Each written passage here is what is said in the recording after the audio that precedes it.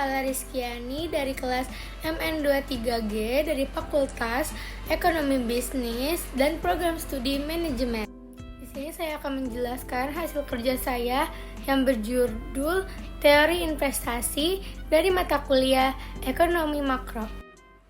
Yang pertama, kita mengenal mata kuliahnya Ekonomi Makro. Apa sih itu Ekonomi Makro? Nah, di sini kita mengenal apa itu ekonomi makro. Ekonomi makro adalah ilmu ekonomi yang mempelajari kegiatan ekonomi secara menyeluruh.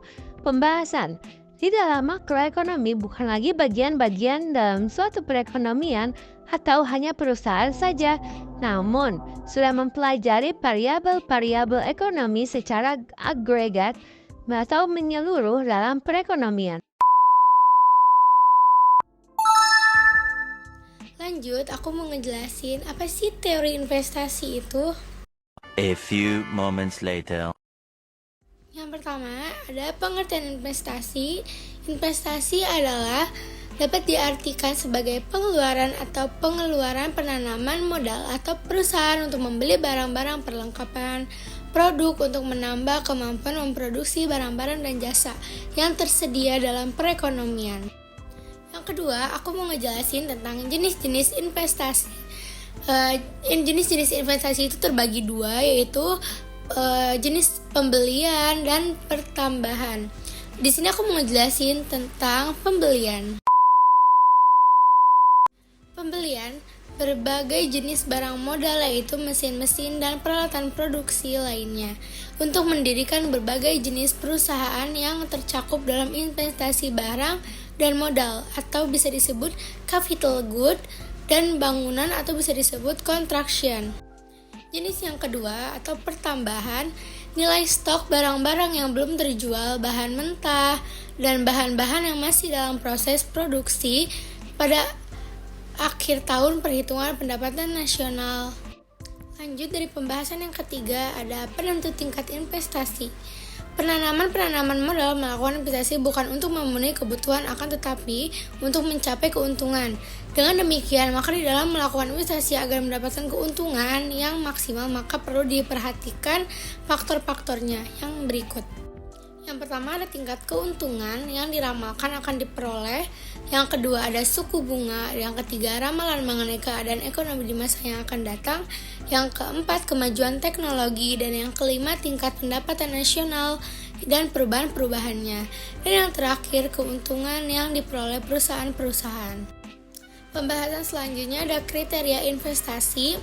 Itu tuh ada 4, mencakup dari payback period, atau yang kedua benefit atau cost ratio. Yang ketiga ada net present value atau NPV. Yang terakhir itu ada internal rate of return atau IRR. A few moments later. Pembahasan terakhir ada nilai waktu dari uang. Yang pertama ada nilai sekarang atau present value. Hal investasi awal 100 juta.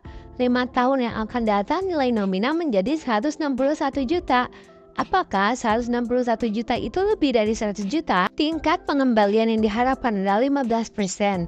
Dengan cara rumus, P sama dengan X per dalam kurung 1 plus R dalam kurung pangkat 5. Lalu masukkan ke dalam rumus JT sama dengan Z0 dalam kurung 1 tambah R tutup kurung pangkat T. 161 sama dengan 100 dalam kurung 1 plus R tutup kurung pangkat 5. Log 161 sama dengan log 100 plus 5 log dalam kurung 1 plus R. 2,2068 sama dengan 2,00 plus 5 log dalam kurung 1 plus R. 5 log dalam kurung 1 plus R sama dengan 0,2068 log dalam kurung 1 plus R sama dengan 0,414 antilog dalam kurung 1 plus R sama dengan 1,10. R sama dengan 0,1. Cukup sekian materi yang saya sampaikan, kurang lebihnya mohon dimaafkan. Terima kasih telah menonton. Wassalamualaikum warahmatullahi wabarakatuh. A few moments later.